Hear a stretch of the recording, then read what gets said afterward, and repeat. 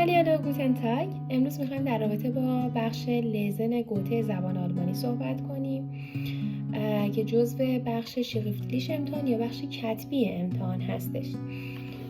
شما 5 تایل دارید که این 5 تایل شامل 30 تا تست هستش.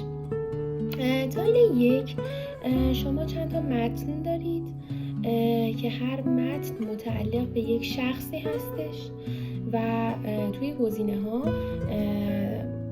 هر مثلا یه جمله نوشته شده که شما باید بگید اون جمله در رابطه با کدوم شخصه، به کدوم شخص مربوط میشه. توی تایل دوم شما یک متن دارید، توی این متن چند جای خالی هستش که شما باید اونها رو با توجه به گزینه ها انتخاب کنید و پر کنید.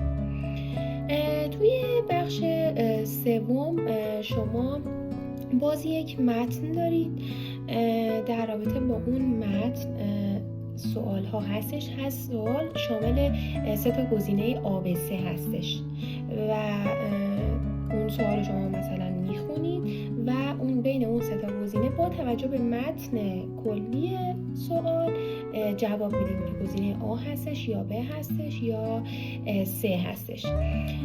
تایل 4تون شامل چند تا متن کوتاهه و شما توی صورت گزینه هاتون مثلا یه خط صورت گزینه ها باید بگید که اون گزینه ها کدوم متن برای اون گزینه است. مثلا اگه اشتباه نکنم 6 تا درست یادم باشه 6 تا گزینه دارید، 6 تا سوال دارید و 8 تا متن کوچولو که باید انتخاب کنید که هر متن برای کدوم خطه، برای کدوم سوال و تسته. تایل 5 شما 3 تا گزینه باید جواب بدید، 3 تا متن دارید، تقریبا 3 تا قسمت متن که باید بین گزینه هایی که دارید انتخاب کنید که کدوم از اون گزینه ها مربوط به اون جای خالی توی اون متن ها میشه.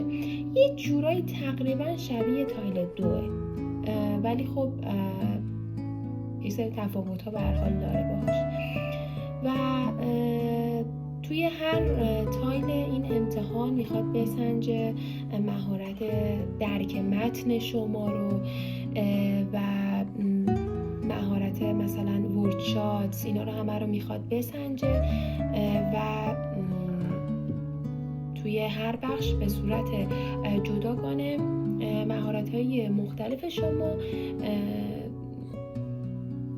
مورد گزینش قرار میگیره. اینم از این بخش که براتون توضیح دادم. امیدوارم که همتون امتحاناتون خیلی عالی بدین و موفق باشین. من حتما تو کانال اینستاگرام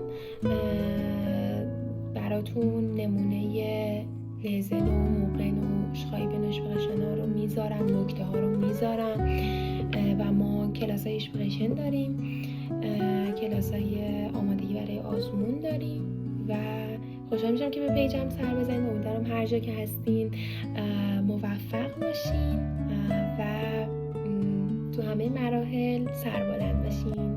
چوس!